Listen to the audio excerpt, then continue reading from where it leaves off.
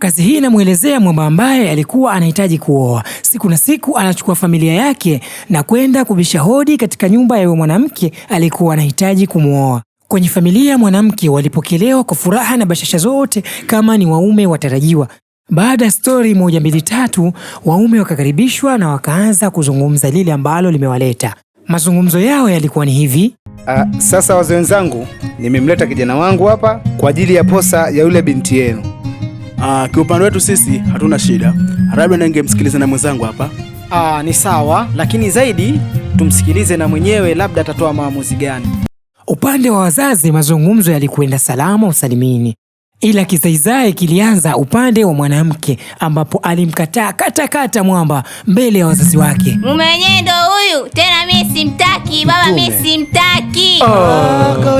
Mwamba aliangua kilio sio cha nchi hii kabisa. Usilie, mambo haya yanazungumzika. Baba, usiseme hivyo. Tumeshakataliwa. Baada ya masiku kupita, miezi ikaenda, Mwamba anakuja kumkuta yule mwanamke aliyemposa yupo na jamaa mwingine. Wamekaa wanaenjoy maisha kabisa.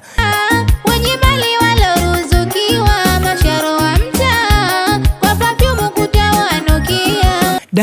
Mwamba hapo ndipo alipokata tamaa hadi kujikua na mawe. Naitwa Didhawani, usisahau kunifollow. Nenda kaicheki hii kaswida, ipo katika channel ya Muminina Crew pale YouTube.